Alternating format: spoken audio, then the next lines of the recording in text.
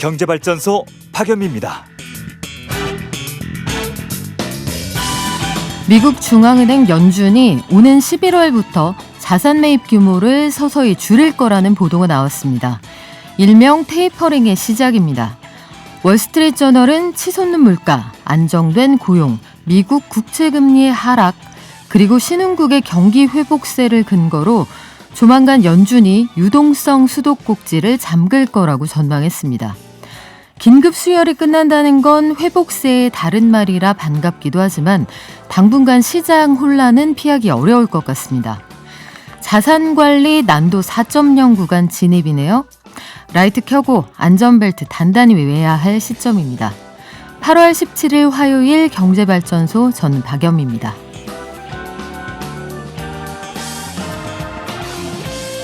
앞으로 주말 농장 목적의 농지 구입 어려워질 것 같습니다. 관련법이 개정될 것으로 보이고요. 집 사고 팔 때 공인중개사에게 치르는 이른바 복비, 이걸 좀 떨어뜨려야 한다, 이런 논란이 있었는데 앞으로 개선책이 마련될 거라고 하네요. 그리고 최근 환율이 많이 올랐습니다. 원달러 환율이 많이 오르면서 시중은행에 예금돼 있던 달러화 잔액이 많이 줄었다고 하는데 왜 그러는지 한겨레 신문 이지혜 기자가 정리했습니다. 반도체 투자하시는 분들 요즘 고민 많으시죠? 반도체 주가 왜 이러는지 국내에서 반도체 시장 가장 잘 아는 분입니다. 노근창 현대차증권 리서치센터장과 함께 분석해 보겠습니다.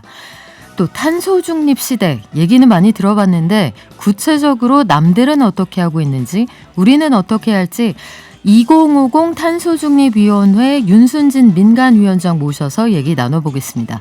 마지막으로 따져봅시다. 새만금 태양광 시설이 새 똥광이 되었다. 이건 무슨 얘기일까요? 이정호 전 미디어오늘 편집국장이 함께 알아본다고 하네요. 그럼 증시 가볼까요? 키움증권의 한지영 연구원 연결돼 있습니다. 안녕하세요. 네, 안녕하세요. 네, 우리는 어제까지 연휴였는데 미국 증시 상황은 어땠습니까? 네, 미국 증시가 이제 연휴 기간 동안 지난주 금요일이랑 어제까지 그 2거래일 동안 중간에 좋지 않은 소식들이 있었는데도 다우와 S&P 500은 다시 한번 사상 최고치를 경신을 했고요. 나스닥은 소폭 하락하는 데 그쳤습니다. 그래서 이제 8월 미시간대에서 발표된 미국인들의 소비자들의 심리를 집계하는 소비자 태도 지수 같은 경우는 예상치를 큰 폭 하회하면서 작년 4월에 코로나 팬데믹 확산 당시의 수치보다 더 낮게 나왔습니다. 그리고 중국의 7월 소매 판매, 산업 생산 등 주요 실물 경제 지표도 예상보다 크게 부진하게 나오면서 이른바 G2 국가들의 경제 지표 쇼크가 있었지만 그럼에도 불구하고 지금 델타 변이 확산이 문제가 되고 있지만 부스터샷을 처방을 포함한 미국 내 백신 접종 확대 소식, 그리고 기업들의 실적 기대감이 미국 증시의 강세 동인으로 작용했다라고 보시면 됩니다. 네, 외국인들이 코스피에서 빠져나가는 속도가 제법 빨라 보이는데 외국인들 집 나가서 언제 돌아옵니까? 예, 지금 집 나갔다가 다시 발걸음은 돌렸는데 문 앞에서 좀 머뭇거리고 있는 느낌이고요. 그래서 지난주에 외국인들이 코스피에서만 7조 원대 순매도를 했습니다. 그리고 이렇게 매도세가 굉장히 공격적이었던 배경은 일단은 반도체 업황에 대한 불안이 가장 크다고 보고 있어요. 그래서 지금 제가 조금 전에 말씀드렸던 대로 외국인들이 7조 원을 코스피에서 순매도했는데 삼성전자, SK 하이닉스 이 두 개의 종목만 합산해서 봤을 때는 7.6조 원을 순매도했습니다. 그래서 사실상 한국 증시보다 반도체를 더 많이 매도한 것으로 보고 있고요. 이렇게 반도체주 부진 이외에도 저는 환율적인 측면에서도 부정적인 영향이 있었다고 보고 있어요. 그래서 최근에 원달러 환율이 1160원대를 재차 상향 돌파하면서 원화 약세 현상이 심화되고 있는데 통상적으로 외국인들은 국내 증시에 투자할 때 주가 차익 이외에도 환차익도 고려를 합니다. 따라서 이 최근의 원화 약세가 외국인들의 한국 증시에 대한 투자 유인을 감소시켰던 것으로 보이고 있고요. 다만 지금 원달러 환율 같은 경우는 한국 경제의 펀더멘털, 예를 들어서 경상수지나 CDS 프리미엄 등을 고려시 오버슈팅된 측면이 있기 때문에 지금 원달러 환율은 추후에는 하향 안정될 가능성이 라고 보고 있습니다. 그래서 지금 집 나간 외국인들이 이제 아예 안 들어올 수도 있다라는 불안감들이 있는 것은 사실이지만 저는 개인적으로 그 불안이 실체화되지는 않을 것으로 바라보고 있습니다. 네, 그러면 투자자 입장에서는 우리의 불안감은 언제쯤 거치겠습니까? 이렇게 물어보고 싶을 것 같은데 언제로 전망하세요? 저는 8월 말이 좀 지나봐야지 될 것 같다라고 보고 있고요. 그리고 지금 청취자분들 그리고 투자하시는 분들 입장에서 가장 크게 우려할 수 있는 거는 외국인들이 반도체 업종에 대한 순매도가 이른바 한국 증시 전체적인 순매도가 되는 경우입니다. 왜냐하면 반도체 업종이 국내 증시에서 차지하는 비중이 20%대 중반인 만큼 외국인들이 이들 중심으로 순매도를 하는 거는 사실상 한국 증시를 비관적으로 바라볼 수가 있는 거고 이거는 더 나아가서 우리 증시를 추가적으로 급락세를 연출할 수 있게 만드는 불안 요인입니다. 그런데 저는 현 시점에서는 이게 확대 해석에 불과하다라고 보고 있고요. 앞서 제가 잠깐 말씀드렸지만 외국인들이 반도체를 7.6조 원 순매도를 했지만 이익 성장이 계속 나오고 있는 2차 전지 업종에 순매수했다는 점을 주목할 필요가 있습니다. 그리고 국가 단위로 봤을 때 지금 델타 변이 확산, 중국 리스크로 신흥국 전반적으로 투자 심리가 약화되고 있지만 그런 와중에 한국 증시는 다른 신흥국 증시에 비해서 이익 전망이 되게 여전히 밝다는 점에 주목할 필요가 있습니다. 네. 그래서 결론을 말씀을 드리면은 반도체 업황 논란은 현재 진행형이고 또 거시 경제상 불확실성, 예를 들어서 연준의 정책 불확실성 이런 것들도 단기적으로 해소되지 않고 있는 이러한 상황이에요. 그래서 당분간 이제 증시가 정체된 주가 흐름을 보일 것으로 전망이 되고 있지만 국내 기업들의 이익 자체 레벨업 추세 지속 또 우리나라 증시에 대한 밸류에이션 부담 완화 또 8월 말에 잭슨홀 미팅에서 연준이 가이드라인을 제공할 것임을 고려시 8월 달까지는 조금 조심을 해야 되지만 저는 8월 말이 지나고 나면은 우리나라 증시 전망이 다시 한번 밝아질 것으로 긍정적인 전망을 유지하고 있습니다. 네, 오늘은 오랜만에 반도체주가 소폭 상승하면서 시작했는데 전반적인 증시 출발 상황 어떻습니까? 예, 그래서 지난주 금요일에 1% 급락세가 좀 과도했다는 인식 속에 반도체 포함한 대형주를 중심으로 이른바 저점 매수세가 유입이 되면서 코스피는 소폭 상승세로 출발을 한 이러한 상황이고요. 말씀드렸던 대로 반도체주들도 지금 주가 흐름이 괜찮은 모습입니다. 그렇군요. 지금까지 키움증권의 한지영 연구원이었고요. 방송 끝날 때 다시 만나겠습니다. 고맙습니다. 네, 감사합니다. 코로나19 확산세가 만만치가 않습니다. 시민 여러분들 불필요한 이동 자제해 주시고 가급적이면 집에서 안전하게 가족들과 시간 보내시기 바랍니다. 부득이하게 움직이실 때는 방역수칙 꼭 지켜주시고요. 이동 후에 일상 복귀 전에는 선별검사소나 보건소 반드시 들러서 선제검사 받아주시기 바랍니다. 저희 방송 중에 샵 0951로 문자 주시면 추첨 통해서 녹용 선물 세트 드리는데요. 짧은 문자는 50원, 긴 문자는 100원입니다.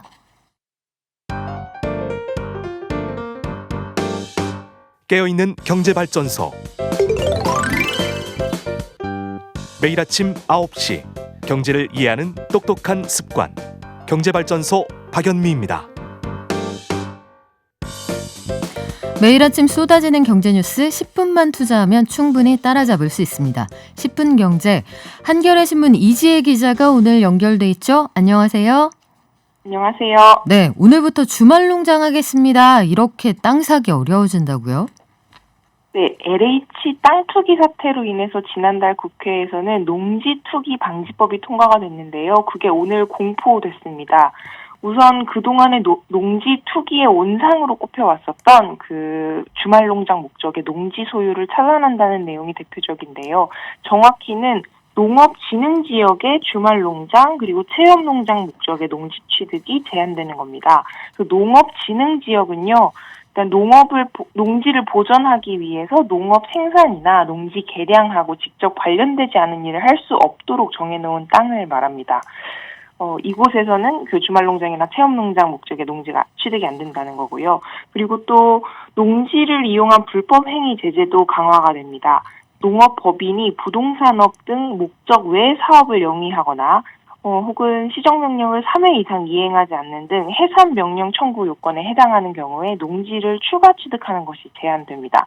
그리고 투기 목적으로 취득한 농지는 신속하게 강제 처분할 수 있도록 하는 절차도 신설될 예정입니다. 네, 지금 말씀하신 그 금지된 행위들이 이번에 LH 조사하면서 다 드러났던 부분인데 이렇게 하면 농지 투기 근절할 수 있을까요?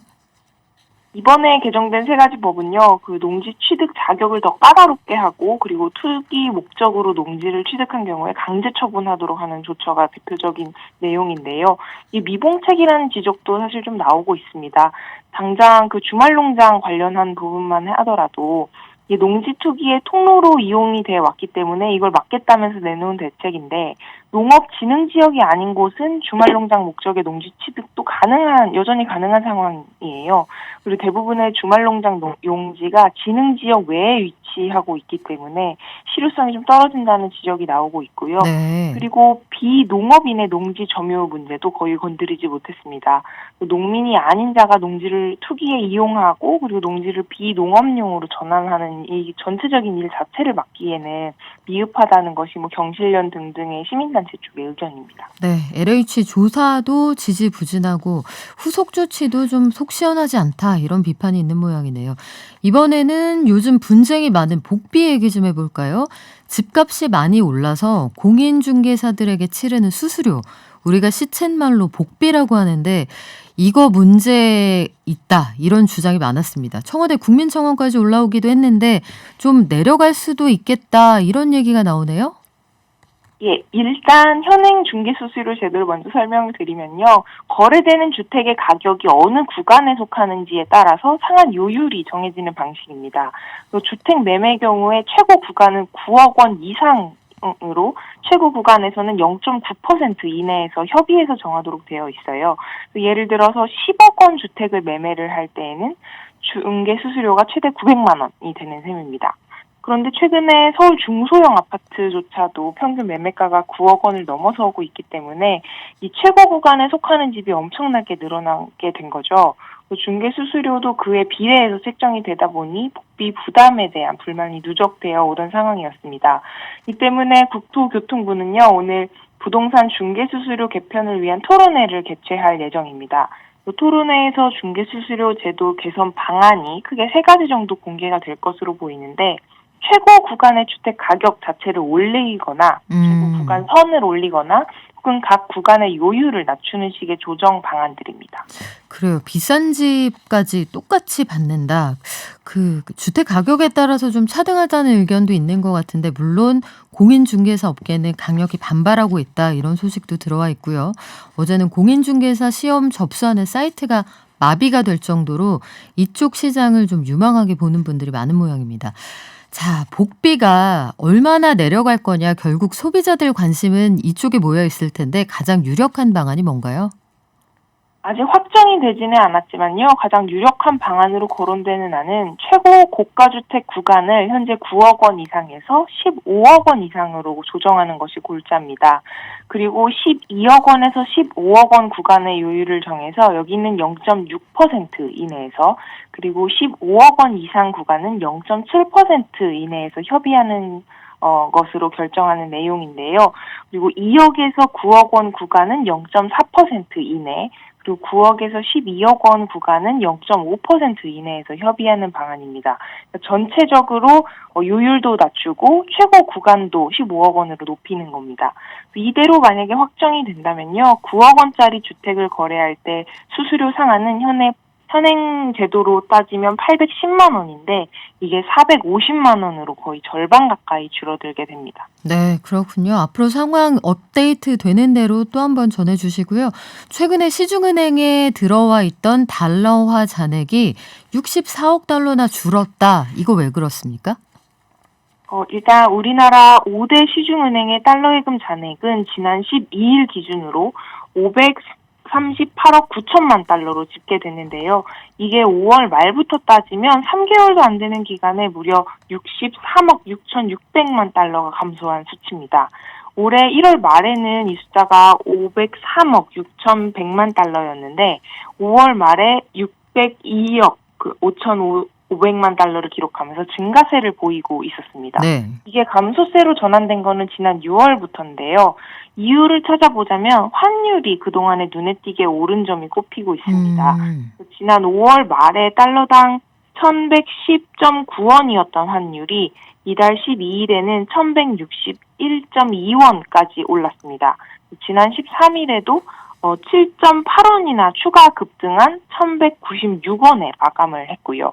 개인이나 기업이 지금이 고점이라고 판단을 하고 달러를 정리한 것이다. 뭐 이런 풀이가 나오고 있습니다. 아, 그러면 원달러 환율이 오르면은 달러와 예금이 늘어날 것 같은데 기존에 있던 잔고가 줄어드는 건 지금이 꼭지다 해서 내다 판 사람이 많았다 이런 얘기라고요? 네네. 원달러 환율 어디까지 오를 걸로 예상이 됩니까? 시장에서는? 일단 당분간은 이어질 거다라는 예측이 많이 나오고 있는데요.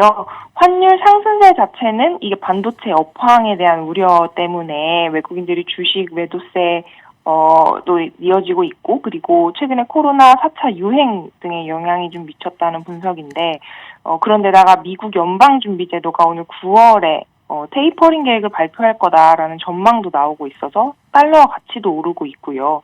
이런 상황 속에서 지금 환율 상승세가 이어지고 있는 것인데, 전문가들은 이게 그 폭 자체는 좀 제한적일 거다라는 예상을 내놓고 있습니다. 외국인이 국내 주식을 추가 매도할 가능성이 좀 남아있기는 하지만 이게 장기화되지는 않을 거라는 예측인 건데요. 최근에 그 반도체 업황 둔화에 대한 우려가 당연히 있는데 우리 경제 전체의 그 기초 체력을 고려하면 네. 그 우려 자체가 공포감이나 이런 쪽으로까지 전환됐다고 보기는 어렵다. 그렇기 때문에 추가 상승폭 자체는 좀 제한적일 거다라는 분석입니다. 네, 환율 전망은 사실 신의 영역이기도 한데 합리적인 근거를 가지고 좀 예상해 볼 수는 있는 부분이죠. 한겨레 신문의 이지혜 기자가 정리했습니다. 고맙습니다. 감사합니다.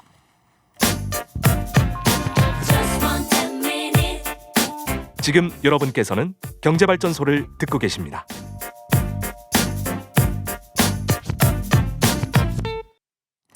국내 투자자들이 가장 최근에 당한 배신이 있다면 아마 반도체 주가의 배신이 아닐까 싶습니다. 그렇게 돈을 잘 벌었다고 하는데 주가는 왜 이러나요? 가장 많이 들었던 질문인데요. 국내에서 이 질문에 가장 잘 답해 주실 수 있는 분이죠. 노근창 현대차증권 리서치 센터장 연결해 답을 구해보도록 하겠습니다. 안녕하세요. 네, 안녕하십니까? 네, 휴가 다녀오셨습니까? 예, 잘 다녀왔습니다. 센터장님, 요즘에 반도체 주가 왜 그러는 거예요? 가장 큰 게 내년 상반기에 대한 좀 업황의 불확실성을 좀 부각되고 있는 것 같고요. 가장 큰 게 이제 6월 달까지는 순조롭게 계약, 특히 북미의 클라우드 사업자인 아마존, 마이크로소프트, 구글이랑 계약을 순조롭게 하다가 6월 말부터 이제 3분기 가격 협상하면서 좀 이견이 있었어요. 즉 클라우드 사업자들이 바라는 3분기 서버 지령 가격이랑 이제 삼성 하이닉스, 마이크론이 요구하는 가격 차이가 생겼는데 실제로 상반기에 그런 게 없다가 갑자기 생기니까 이제 시장이 이제 불안감이 커졌고 그 이유로서 클라우드 사업자들 재고가 생각보다 많은 거 아니냐에 따른 의구심이 생겼고 실제로 그게 좀 노출되면서 최근에는 특히 외국계 증권사에서 좀 더 비관적인 보고서를 쓰면서 주가가 급락하고 있는 거 아닌가 이렇게 보고 있습니다. 부르는 게 값이었는데 이제 부르는 대로 안 주는 거 보니까 생각보다 많이 안 필요한가 이런 생각도 하고 있다는 건데 실질적으로 보면요. 노트북을 어제 사고 오늘 사고 이러진 않지만 클라우드용 서버용 디램 이런 것들은 계속 수요가 있다고 하잖아요. 하반기에 세일 계획도 많고 센터장님 보시기에는 하반기에 반도체를 원하는 사람이 더 많을까요? 아니면 재고가 더 많을까요? 하반기는 사실은 그 성수기에 접어든 품목들 대표적으로 아이폰도 그렇고 또 아이스레이크라는 또 인텔 CPU가 이제 더 많이 물량이 공급되기 때문에 하반기는 사실 수요가 더 많다고 봐야 되고요. 그런 이유 때문에 서버랑 모바일 디램 같은 경우에는 4분기에도 저희가 제품 가격이 하락할 것 같지는 않아요. 3분기는 당연히 가격이 오르면서 4분기는 이제 일반적으로 이제 완제품 회사들은 재고 조정하는 시기에도 불구하고 서버하고 모바일 쪽 디램 가격은 하락은 안 하고 보합세를 유지할 것 같은데 PC 같은 경우에는 조금은 좀 비중도 작고, 그래서 PC 같은 경우에는 전체적인 재고 조정이 4분기에 있을 것 같고요. 그래서 올해 연말까지만 놓고 본다면 뭐 시장의 우려 대비 제품 가격이 뭐 급락하는 그런 상황은 재현되지는 않을 것 같습니다. 그렇군요. 그런데도 시장이 좀 오버해서 반응하는 것 같다 이런 생각도 드는데 4분기 메모리 반도체 시장의 또 다른 변수가 DDR의 세대 교체다 이런 얘기가 나오는데요. DDR 이거 처음 들어봤거든요. 리듬 게임은 아닐 거고요. 이게 뭡니까? 예, DDR5는 어쨌든 DDR4 대비 이제 스터디 성능은 맥시멈으로 한 7, 80% 정도 개선이 되고 전력 소모도 기존 DDR4 대비 한 20% 정도 줄어드는 차세대 디램의 인터페이스고요. 어쨌든 올해 연말부터 이제 PC용 특히 인텔의 엘더레이크라는 CPU랑 DDR5가 연동이 됩니다. 그리고 근데 PC 디램은 전체 디램의 한 13%이기 때문에 DDR5가 들어오더라도 올해 연말 기준으로 10%가 쉽지 않다고 보면 그렇게 수요에 바로 영향을 주지는 않을 것 같은데 오히려 DDR5에 대한 이제 수요 모멘텀은 내년이라고 보는 게 맞을 것 같고요. 특히 서버 쪽으로 내년 2분기부터 이제 DDR5가 본격적으로 장착이 되기 때문에 그런 수요의 변화기가 또 지금 우리가 인접해 있다. 즉 DDR5로 서버든 PC든 바뀌는 변곡점이 있기 때문에 최근에 재고 조정에 따른 우려가 그렇게 장기화되지는 않을 것으로 저는 보고 있습니다. 그렇군요. 그러면 지금 또 경쟁자의 움직임도 중요한데 대만의 TSMC가 우리가 내년 여름이면 세계 최초로 3나노미터 반도체 만들 거다 이렇게 보도를 했단 말이죠. 향후에 요게 삼성전자에 크게 영향을 미치는 변수가 되는 겁니까? 어쨌든 양사 모두 그런 어쨌든 경쟁을 그런 선단 공정에서 계속해서 하고 있고요. 다만 이제 삼성은 하는 방식이 이제 게이트 올 어라운드라는 새로운 공법을 이제 적용해서 내년 하반기에 삼성도 양산 계획이고요. TSMC는 기존 공정 3D 핀팻으로 어쨌든 3나노를 구현하는 거기 때문에 둘 다 이제 어떻게 보면 비슷한 선도권 경쟁을 하는 과정이지 이것 때문에 삼성이 더 뭔가 경쟁력이 훼손되거나 그런 거는 아니고 오히려 내년 하반기에 또 삼성이 잘하면 오히려 기술적인 우위에 있어서의 반전도 충분히 가능하다. 그렇게 저희는 보고 있습니다. 네, 삼성이 어머 깜짝이야 이런 상황은 아니란 말씀인데 마지막으로 투자자들이 지금 시점에 제일 궁금한 건 합리적인 투자자라면 지금 반도체주에서 벗어나야 합니까? 머물러야 합니까? 아마 이거일 거예요. 조언을 주신다면 어느 쪽입니까? 사실 반도체 주식은 개인들이 접근하기는 참 어려운 주식인 게 실적이 좋을 때는 주가가 빠지고 실적이 나쁠 때 또 주식을 살 때 기회가 항상 많았던 주식입니다. 참고로 이제 우리 하이닉스가 순수 반도체 회사이기 때문에 제가 오랜 사이클을 경험한 바로는 PBR 한 배에서는 항상 업황에 무관하게 좋은 기회였다고 보고 있고요. 2022년도 기준으로 보면 하이닉스의 북밸류가 10만 원이면 거의 PBR 한 배이기 때문에 이 업황은 아주 빨리 탄력적으로 변하고 특히 기술이 변화하는 DDR5가 내년 하반기에는 더 많이 장착되기 때문에 PBR 한 배인 현재 상황에서 하이닉스 기준이긴 하지만 저희가 봤을 때는 좀 중기적인 관심 갖는 거는 충분히 유효할 것 같습니다. 네, 지금 합리적으로 대응해달라 좀 오버슈팅하는 흐름에 굳이 동참할 필요는 없다 이렇게 이해가 되네요. 노근창 현대차증권 리서치센터장님이었습니다. 고맙습니다. 네, 고맙습니다.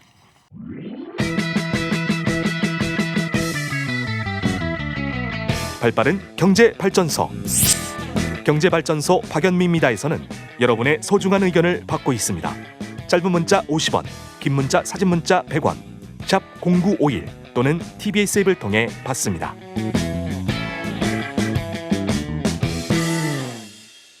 제가 오랜만에 6년 전에 썼던 일기를 꺼내봤더니 사람이 살 수 없을 정도로 덥다. 오늘 날씨 알고 보니 34.5도 이렇게 써있더라고요. 그런데 올여름 우리 38도, 39도가 부지기수였습니다.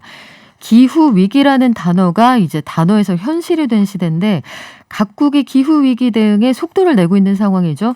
우리도 가만히 있지는 않을 텐데 우리의 계획은 어떤지 2050 탄소중립위원회 민간위원장을 맡고 계신 서울대 환경대학원의 윤순진 교수님 직접 모셨습니다. 안녕하세요. 네, 안녕하세요. 네, 교수님 그 민간위원장이라는 직함을 갖고 계신데 그러면 민간하고 공공이 위원장을 나눠서 하시는 건가요? 예, 함께 맡고 있다고 보는 게 좋겠죠. 즉 국무총리가 그 공동위원장으로 계시고요. 저는 이제 민간을 대표하는 민간 공동위원장입니다. 아, 그러시군요. 그러니까 위원장이 2명인 거죠. 전문가 그룹에서 교수님께서 민간을 대표하시는 건데 탄소 중립이라는 말을 올해처럼 많이 들어본 적이 없었어요. 사실은 기후 중요합니다, 환경 중요합니다 얘기는 들었는데 이게 가슴으로 스며들진 않았거든요. 또 올해 들어서는 이게 정말 피부에 체감이 되는 상황인데 탄소 중립 정확히 어떤 의미인가요?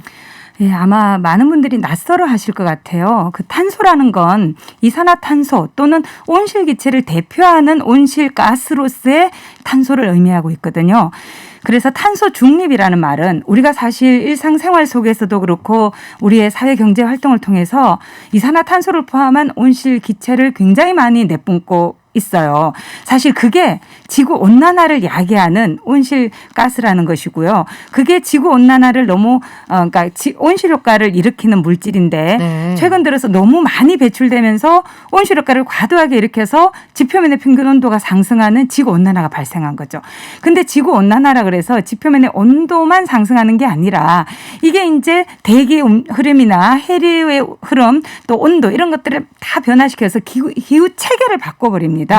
그래서 나타난 결과가 기후 변화이고요. 요새는 그것이 너무나 심각하고 대응의 긴급성 이런 것들이 중요해서 기후 위기라고 부르죠. 그래서 결국 말씀드리자면 이 기후 위기를 야기하는 대표적인 온실가스가 이산화탄소이고 탄소 중립이라는 말은 우리가 배출을 계속 하기만 해서는 이 현상이 계속 더 심각해지겠죠. 그래서 네. 배출을 최대한 줄이고 그래도 줄이지 못하고 남는 부분이 있잖아요. 네. 그 부분에 대해서는 산림과 같은 그런 흡수원을 확대해서 흡수를 한다든지 그것으로만도 부족할 경우에는 우리가 기술을 개발해서 탄소 포집 이용 저장 기술이라는 게 있는데 그걸 통해서 이제 대기 중에 이산화탄소를 제거하는 거죠.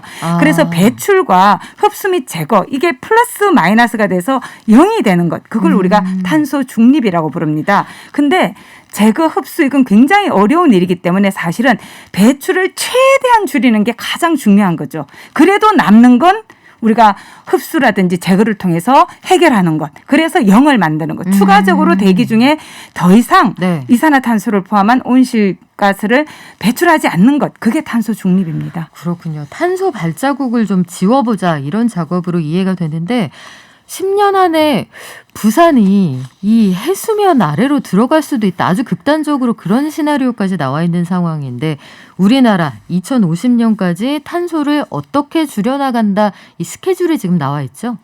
아직 그 스케줄이라고 말씀을 하시면 뭐 몇 년에는 어떤 행위를 하고 이런 건데 아직까지 네. 그렇게 구체적으로 나와 있진 않고요. 얼마 전에 이제 8월 5일 날 탄소중립위원회가 발표한 건 2050 탄소중립 시나리오 초안이었어요. 네. 그래서 그때 이제 발표했던 건 2050년을 한번 상상해 보는 거죠. 어떤 미래가 될지 우리가 지향해야 되는 건 탄소 중립입니다. 그래서 어떤 방법을 통해서 배출을 최대한 줄이고 또 아까 말씀드린 것처럼 흡수를 해서 0을 만들 것인가 그걸 이제 제안을 했는데 방법을 3가지를 제안을 했던 거죠. 3가지요? 예. 근데 앞에 있는 2가지는 탄소 중립이 아니라는 비판을 많이 받죠. 근데 기준은 뭐냐면 국내에서만 그 탄소 중립을 실현할 건가 아니면 해외까지로 넓혀서 할 건가의 문제인데 이란 이안 같은 경우는 파리 협정조차도 해외에서 조림을 하거나 또는 뭐 국제 탄소 시장을 활용해서 줄이는 것도 인정을 하고 있어요. 그래서 국내에서는 어떠한 행위를 통해서 하더라도 좀 남는 잔여 배출량이 있어서 해외를 활용해서 줄이는 그래서 궁극적으로는 탄소 중립으로 가는 거고요. 사망 같은 경우는 국내에서 최대한 노력해서 국내에서 탄소 중립을 실현하는 아니죠. 그래서 셋 다 탄소 중립을 지향하기는 하는데 공간의 수준이 좀 다른 거죠. 그런데 그 탄소 중립 시나리오가 의미하는 건 뭐냐면 우리가 시나리오라는 게 그래요. 가정을 다르게 했을 때 어떻게 다른 결과가 나타나는가의 문제이거든요.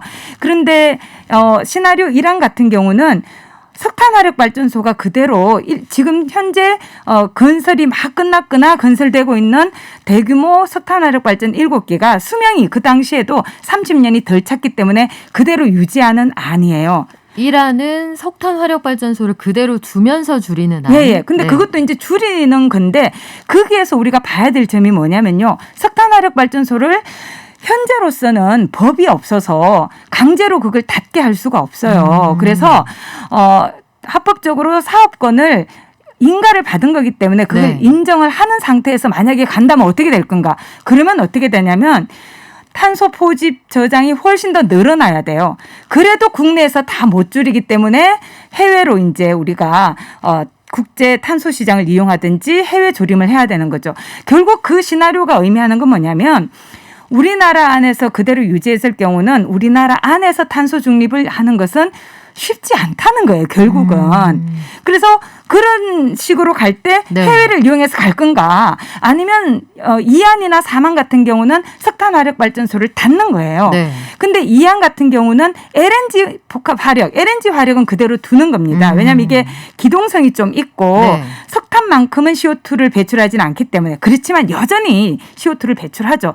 그렇기 때문에 사만은 그것조차도 다 닫고 화석에너지로 인한 발전을 없이 재생에너지를 주된 걸로 해서 가는 방법이죠. 사만은 그럼 석탄 화력 발전소나 LNG 발전소 다 문을 닫고 탄소를 만들어내는 발전을 기본적으로 배제한다는 가정이 있는 거고요. 예. 근데 사만에 대해서 이제 논란이 있단 말이죠. 교수님 잘 알고 계시겠지만 우리가 그것만 가지고 원하는 만큼 충분한 전기를 얻을 수 있겠느냐. 거기에 대한 게 가장 국민들이 궁금해하시는 부분일 것 같아요. 그때도 사실 우리가 원전은 일부 남아 있습니다. 왜냐하면 원전 같은 경우도 우리가 탈원전 정책이라는 걸 19대 대통령 선거 때 대선 후보들이 유력한 5분 중에 4분이 다 그거를 공약을 하셨어요. 그래서 그 당시에는 국민적 합의가 있었기 때문에 그대로 유지하되 서서히 줄여나가는 거죠. 그래서 그거는 여전히 살아있긴 한데요. 그 외에 이제 나머지 부분들은 재생에너지로 하는 거죠. 근데 그렇게 되려면 그러니까 재생에너지가 사실은 그 발전량에서 70.8%를 차지하는 그걸로 되어 있는데 그때 이제 문제로 제기되는 게 그러면 이게 국토 면적이 어떻게 필요할 거냐 뭐 이런 말씀을 하세요. 근데 재생에너지 같은 경우에는 기존의 석탄, 원자력, LNG 같은 경우는 발전소 부지가 딱 있으면 다른 시설물이 들어갈 수가 없죠. 근데 태양광이나 풍력 같은 경우에는 특히 이제 태양광 같은 경우는 도심에도 설치가 가능하고 건물 위에 설치가 가능하고 농경지에도 설치가 가능해요. 같은 땅을 다른 목적으로도 쓰면서 거기에서 발전도 할 수 있다. 그렇죠. 그래서 오히려 국토 이용의 효율, 국토 공간의 이용 효율이 높아지는 측면이 있습니다. 그리고 육상풍력이나 해상풍력 같은 경우도 유상풍력을 해도 그거 아래에서는 뭐 농사를 짓는다든지 또 가축을 기른다든지 이런 행위도 가능하고요. 바다 같은 경우는 어민들과의 협의를 통해서 이제 함께 이익을 나눠 가지는 방법으로 가야 되겠죠. 그러니까 결국 중요한 건 뭐냐면요. 그거 이외에는 우리에게 방법이 없습니다. 그렇다면 오히려 우리가 고민해야 될 것은 어떻게 그렇게 잘 늘려갈 거냐. 되도록이면 국토에 주는 부담을 줄이고 또 많은 사람들이 이익을 함께 나눠 가지면서 탄소 중립을 해낼 거냐. 이걸 고민해야 되는 거지. 이거는 이래서 안 돼, 저거는 저래서 안 돼. 그럼 우리에게 선택할 수 있는 선택지가 별로 없습니다.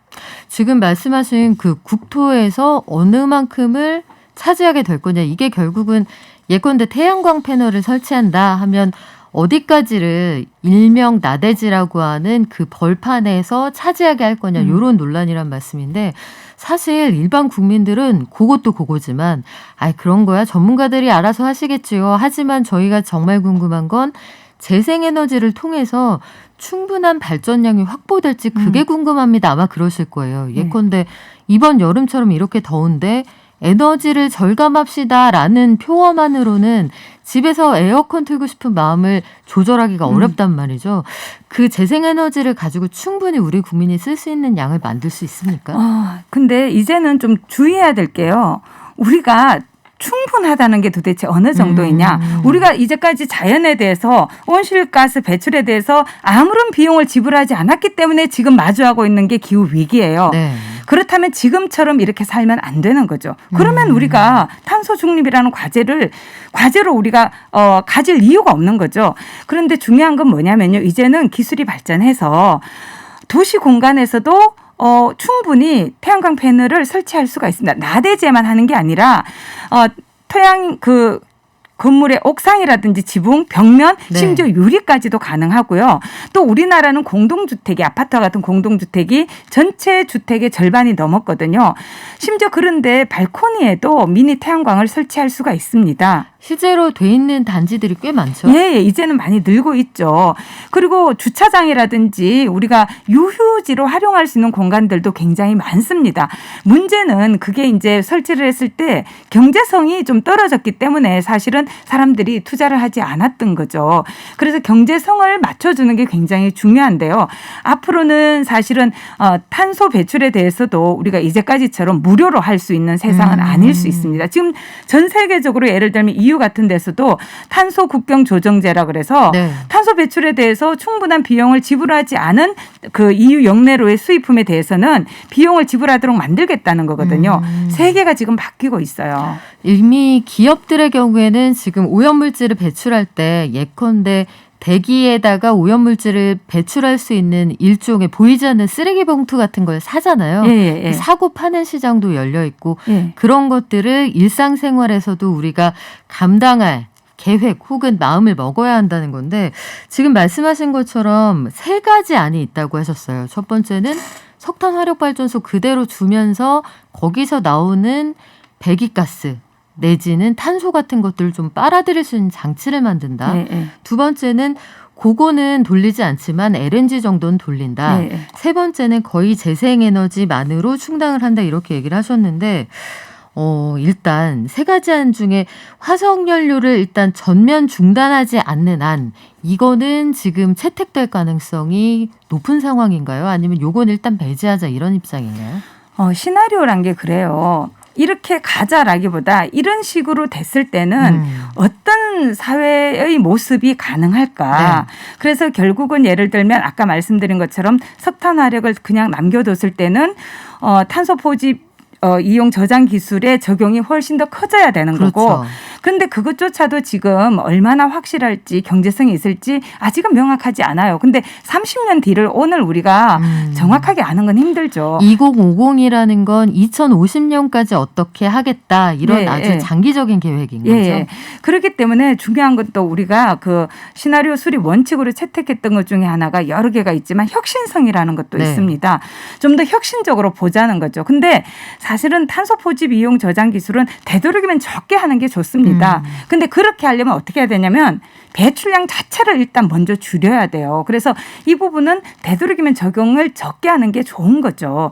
근데 만약에 이제 석탄을 하게 되면 그것은 화석연료 중에서도 석유나 가스보다도 석탄이 가장 많이 CO2를 배출하기 때문에 그걸 그대로 대기 중으로 배출할 수는 없죠. 그렇기 때문에 이걸 포집해서 이용하거나 저장하는 걸 우리가 생각할 수밖에 없는 거죠. 그래서 석탄을 가동하게 되면 이 부분이 훨씬 더 커지고 그만큼 불확실성이 높아지는 측면도 있고 또 해외에 의존해야 되는 목도 네. 커질 수가 있다는 거죠. 그러니까 그 모습을 우리가 한번 비교해 보자는 거예요. 일단 위원장님께서 염두에 두시고 있는 안은 일단은 화력, 특히 이 석탄을 통한 발전은 가능하면 배제하는 시나리오가 바람직하다고 보시는 거네요. 개인적으로는 그렇죠. 근데 아까도 말씀드린 것처럼 우리나라가 법치주의 국가이고 자본주의 국가이기 때문에 아직까지 강제로 그거를 어떻게 다르게 근거가 만들 수는 없는 없죠. 상황이니까요. 그래서 사회적인 합의가 있다면 법을 만들고 네. 그 법에 따라서 또 다양한 사회적인 논의를 거쳐서 보상해 주는 방안을 마련할 수 있는 거죠. 사업자의 사업권에 대해서. 이 원전 관련해서는 어떻습니까? 원전이 지금 발전량에서 상당 부분 차지하고도 있고 지금 말씀하시는 탄소 중립만을 기준으로 놓고 본다면 다른 환경오염 문제를 배제하고요. 탄소를 배출하지 않는다는 측면에서는 환경에 환경을 보호하는 쪽에 가깝다 이런 주장도 있거든요. 또 원전 관련해서는 이 시나리오에 포함되어 있는 계획이 있나요? 네, 계획이 있죠. 아까 말씀드린 것처럼 지금 사실 우리나라가 탈원전이라는 표현을 쓰고 있지만 원전에서 탈피하고 있는 상태가 아니죠. 우리나라 역사에서 시설 용량 규모가 가장 큰 게 현재입니다. 그렇죠. 앞으로 2028년까지 계속해서 지금 건설되고 있는 원전이 완공이 돼서 가동을 시작하게 되면 가장 많은 용량을 가지게 되는 건 2028년이에요. 우리나라 역사 전체에서. 네네. 예. 그런데 이제 단계적 탈원전은 뭐냐면 더 이상 신규로는 짓지 말고 과거에 그 수명이 닿은 거는 수명이 닿을 때마다 닫아 나가서 서서히 줄여가자. 그래서 그게 언제 끝나냐면 2084년에 끝납니다. 2050년보다도 훨씬 30년 이상 남은 거죠. 2084년이요? 네네. 그러면 자연스럽게 오래된 원전들은 은퇴를 하도록 하고 예. 신규로 신입 원전은 뽑지 않고 예. 이렇게 하면 원전의 총량이 줄어들고 원전을 통한 발전량도 줄어들 테니 예. 이거는 중장기 계획이다. 이렇게 이해를 하면 되겠네요. 예, 그래서 그때도 여전히 원전은 남아 있는데요. 50년에도. 그런데 이제 문제라기보다 왜 우리가 그러면 원전을 더 늘리는 방안을 포함하지 않았느냐. 아까 말씀드린 것처럼 우리나라에서 지금 이건 국정 방향으로 다 합의가 되어 있습니다. 네. 그래서 만약에 이 합의가 새롭게 이루어진다면 그때 가서 새롭게 반영해서 시나리오를 구성할 수도 있겠죠. 하지만 지난 대선 이후에 그리고 신고리 오르코기 공론화 이후에 이 방향을 뒤집을 만한 그런 사회적 합의가 아직 뒤집어지지 않았다는 거죠. 그래서 기존에 있는 합의의 기초에서 그 수명을 그대로 우리가 유지하는 걸 가정해서 그걸 넣었을 뿐이에요. 그런데 지금 또 우리가 고민해 봐야 되는 건 뭐냐면 개인적으로는 그렇습니다. 탄소중립위원회도 제가 위원장이라도 저 마음대로 할 수 있는 건 아니죠. 77분의 민간 위원들이 계시고 18분의 정부 장관님들 그래서 임명 당연직 위원들이 있어요. 그래서 공동위원장까지 합해서 지금 97분인데요. 네. 합의체 기구입니다. 근데 이제 제가 개인적으로는 예를 들면 지금 기후 위기 자체가 원전에 대해서 상당한 또 위협 요인이 된다는 그런 논문들이 계속 발표가 되고 있어요. 왜냐하면 원전은 냉각수를 필요로 하는 건데 이 냉각수로 사용될 바다의 수온이 지금 올라가고 있어요.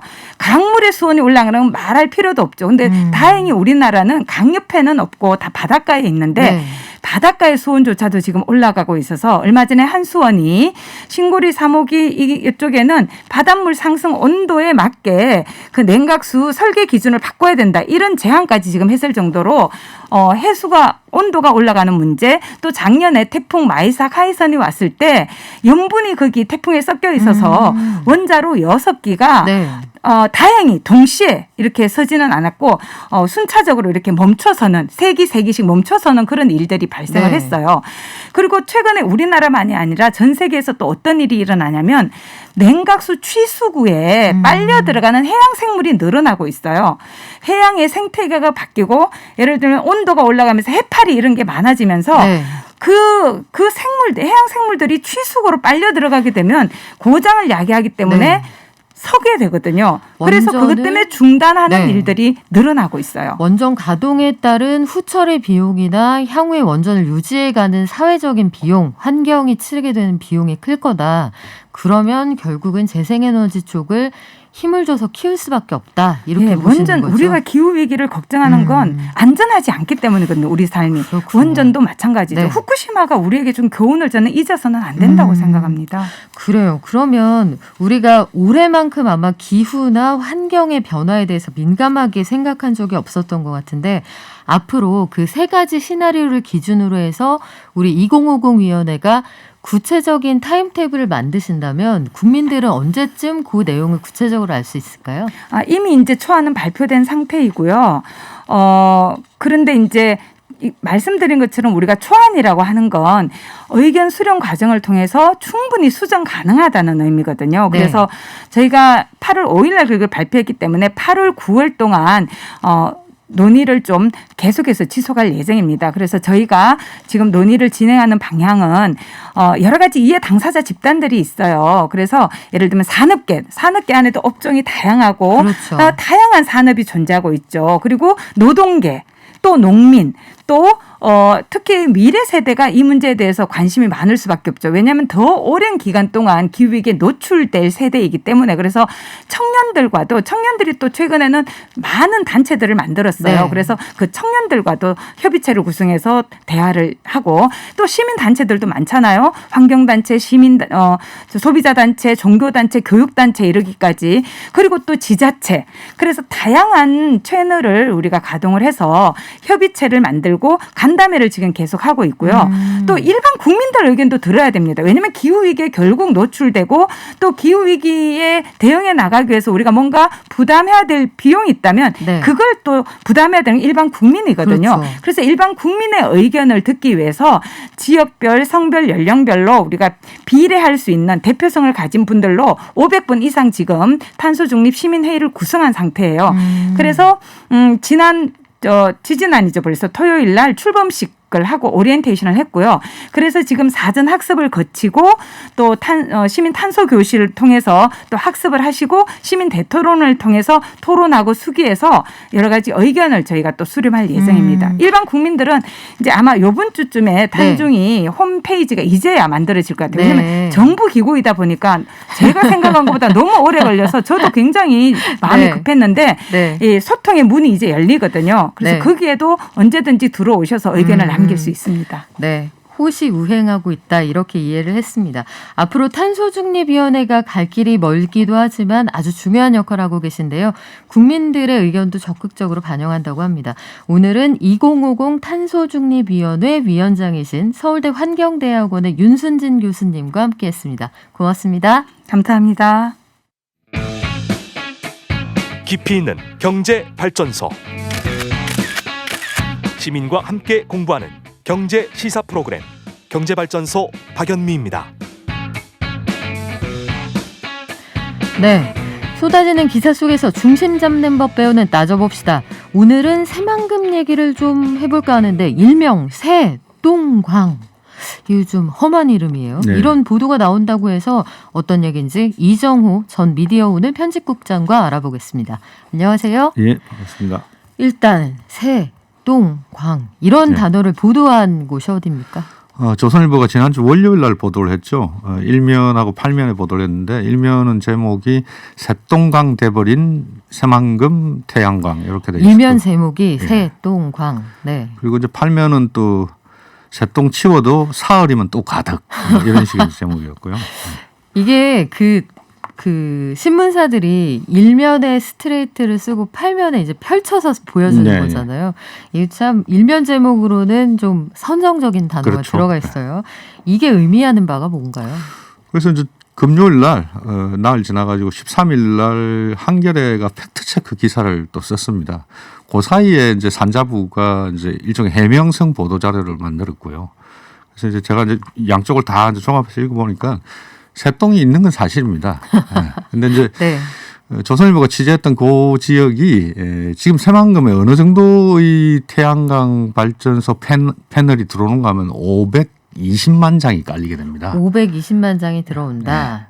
그러니까 지금 태양광 패널 위에 새똥이 많아서 이거 실질적으로 태양광 발전하는데 도움이 안 된다. 도움이 안 조선일보의 취지는 그거군요. 예. 근데 이거를 다른 입장에서 보도한 신문사도 있다면서요? 한겨레 같은 경우에는 이제 팩트 체크 해가지고 실제로 이렇게 상황이 심각한 게 아니고 미국이나 싱가포르도 이미 해상 태양광을 하고 있기 때문에 이미 이제 그걸 개선한 선례들이 있다. 그걸 이제 따라가야 된다. 새똥에 굴복하지 않아도 된다. 한겨레의 취지는 그건데 그 이른바 새똥광을 두고 조선일보와 한겨레가 공방을 주고받는 모양입니다. 팩트 체크를 해보시고 새만금에 지난주에 다녀오셨다고 하는데 네. 가보시니 어떻습니까? 지금은 이제 뚝 해가지고 뭐 제법 이렇게 설비나 안정이 돼 있긴 한데 여전히 원래 거기가 철새 도래지였기 때문에 그 갈매기를 비롯해가지고 새들은 많습니다. 네. 많은데 520만 장 정도가 깔리는 이 태양광 패널이 한 곳에 집중해 깔리지는 않습니다. 바다와 육상과 이렇게 막 산재하겠죠. 7군데 산재해가지고 깔리는데 요게 지금 2.1 기가와트 정도 되고 거기다 이제 풍력까지 다 쳐가지고 한 4 기가와트 정도를 갖다 생산할 거라 그러는데 재생에너지로만 이 정도 되면은 지금 전국에 깔려 있는 태양광 발전의 발전 용량 자체가 4기가와트 정도 됩니다. 근데 그게 한 군데에서만 그렇게 한다는 거니까 굉장히 양은 많은 거죠. 엄청난 양이고 지금 국장님께서 말씀하시는 취지는 그러면 이렇게 산재에 있으니 뭐 일부는 오염도 되고 훼손이 될 수 있으나 전체적으로 발전량이나 아니면 재생에너지로서의 기능이 떨어지진 않는다 이렇게 생각하시는군요. 예. 그 지금 설치되어 있는 건 240장 정도 그 설치하기 전에 미리 연구용으로 지금 샘플이네요. 발전을 하지 않습니다. 아. 실제 이제 전문가들한테 물어보면은 발전을 하게 되면은 주위 기온보다 약 30도 정도가 올라간답니다. 그 패널 위가 예. 그러면 그래서 새가 앉을 수가 없는 그런 구조죠. 발바닥이 뜨거워서 네. 못 앉을 것 같긴 다만 한데. 이제 네. 비가 오거나 밤이 되면은 새가 그걸 바위섬으로 착각하고 충분히 앉을 수 있긴 합니다. 비가 오거나 밤이 되면 어차피 태양광 에너지가 안 재생 되는 에너지를 거니까요. 못 만들어내는 시간이니까 그래요. 그런데 어찌 되었든 주변에 사시는 주민들이나 그 일반 시민들이 보시기에는 샘플이든 뭐든 그렇죠. 하얗게 묻어 있으니까. 패널에 저렇게 새똥을 쌓아놔서 이거 저 태양광 발전 되겠어 이렇게 생각하시는 분들이 많을 수 있거든요. 그러니까 당초에 목표한 발전량을 만들어낼 수는 있는 겁니까? 싱가포르 같은 경우는 지금 50만 장 깔아가지고 바다에 올 3월부터 운영을 하고 있는데 이런 문제 똑같이 생겼거든요. 거기도 갈매기 네. 피해였는데 거기 이제 어떻게 했는가 하면은 와이어하고 로프를 갖다가 패널 위에다 설치하고 그다음에 천적인 맹금류의 홀로그램을 띄우는 거죠. 앉지 못하게. 네. 그렇게 하고 실제 발전될 때는 아무 문제 없고 그리고 물을 이용해 가지고 세척하는 작업도 하고요. 물을 이용해서 그걸 또 닦아줘야 되는 이게 거예요. 오래되면 굳어 가지고 네. 화학 작용을 일으키기 때문에 효율이 엄청 떨어지기 때문에 빨리빨리 닦아주는 거죠. 그래요. 어떻게 생각하면 거기 아니라도 새 배설물은 어딘가 배출이 그렇죠. 될 것이고 그렇다면은 태양광 발전을 해서 새 배설물이 그쪽으로 모인다라고 보기엔 좀 어려운 측면도 있는 것 같은데 실제로 새만금의 재생에너지 태양광 패널을 설치가 완료가 된다 하면 우리가 확보할 수 있는 전기는 어느 정도 되는 거예요? 전체 다 합치면 4기가와트니까 원전 한 기가 약 한 0.8기가와트 정도의 전력을 생산하거든요. 엄청난 양이에요. 5개 정도가 들어간다고 보시면 되죠. 이게 실제로 대체해서 할 수 있으면 좋은데 이런 걱정도 있는 것 같아요. 항상 우리가 쾌청한 날씨는 아니잖아요. 그렇습니다. 뭐 비바람이 불거나 아니면 일조량이 부족하다는 지적도 있는데 이런 것들에 대한 가정을 해도 그 정도 양이 가능하다고 네. 하나요? 원전을 이야기하시는 분들은 이제 태양광 발전 같은 경우에는 발전 효율 자체가 원전에 비해서 15% 정도밖에 안 된다. 뭐 이렇게 이야기하시는데 네. 거기 날씨나 뭐 이런 것들 때문에 그런 건데. 근데 이제 원전 이야기하시면서는 빠져 있는 게 있죠. 그 방사성 폐기물을 어떻게 제철 처리할 비용이죠. 것인가. 이 네. 비용 다 빠져 있는 거죠. 이렇게 보면은 이제 선택의 문제인 거죠. 지금 경주에 방패장이 있습니다만 그거 저준이거든요. 고준위 방패장은 한국에 아예 없습니다. 이것도 이제 심각해가지고 지금은 그럼 어떻게 하는가 하면은 고준위 방사선 폐기물은 원전에 그대로 지금 경납하고 있거든요. 이게 그러면 포함입니다. 언젠가는 넘치는 날이 오겠네요. 저준위 그 경주 방패장 설치할 때만 하더라도 그렇게 사회적 갈등이 많았는데 고준위는 이게 더 심각한 문제인 거죠. 그래요. 이와 관련해서는 전문가들 사이에서 의견이 첨예하게 엇갈립니다. 그리고 관련 전공하시는 분들도 생각이 완전히 대립하는 그런 사안이어서 아주 정밀한 비교가 필요할 것 같은데 마지막으로 우리가 두 신문 보도 태도에서 국장님이 꼭 짚으실 만한 게 있었다면 뭐가 있을까요? 예, 조선일보 보도에는 전문가 취재원이 핵 공학을 전공하신 분들이 주로 나왔고요. 정확히 이 탈원전 정책에 반대하실 예, 법한 예. 분들이군요. 그 한겨레 기사에서는 산업기술시험연구원, 뭐 지금 태양광 발전을 가장 그 해상에서 많이 하고 있는 네. 수자원공사 관계자, 뭐 이런 분들이 주로 나왔었죠. 양쪽 다 본인의 논거를 강화하기 위한 패널을 모셔서 스피커로 사용했다 이런 말씀인데 그렇다면 요건 조금 더 논의가 필요한 사안이 네. 아닐까 싶어요. 다만 새똥 때문에 태양광 발전이 안 될 것 같다. 요거는 좀 성급한 일반화의 오류가 아닐까 싶습니다. 여기까지 듣겠습니다. 지금까지 이정우 전 미디어오늘 편집국장과 함께했습니다. 고맙습니다. 예. 증시 가볼까요? 키움증권의 한지영 연구원 연결돼 있습니다. 나와 계시죠? 네, 나와 있습니다. 네, 지금 증시 어떻습니까? 네, 코스피가 아침에는 소폭 상승 출발했지만 지금은 하락 전환하면서 0.4%대 약세를 보이고 있습니다. 그래서 이렇게 하락 전환한 배경은 원달러 환율이 1170원대를 돌파한 가운데 또 오늘 우리나라 장 마감 후에 밤에 발표 예정인 미국의 소매 판매, 산업 생산 등 실물 경제 지표 발표를 둘러싼 경계 심리가 외국인들의 순매도를 추가로 자극을 하면서 국내 증시에 하방 압력을 가하고 있습니다. 그리고 오늘 같은 경우는 코스피의 낙폭이 좀 더 큰데요. 지금 코스닥의 낙폭이 좀 더 큰데요. 지금 코스닥은 1.6%대 급락세를 기록하고 있습니다. 이거는 에코프로비엠을 네. 포함해 최근에 주가가 랠리를 펼쳤던 2차 전지 업종들 위주로 대규모 차익 실현 물량이 출회된 영향이 큰 것으로 파악을 하고 있습니다. 네, 여기까지 드릴게요. 저희는 내일 오겠습니다. 발전.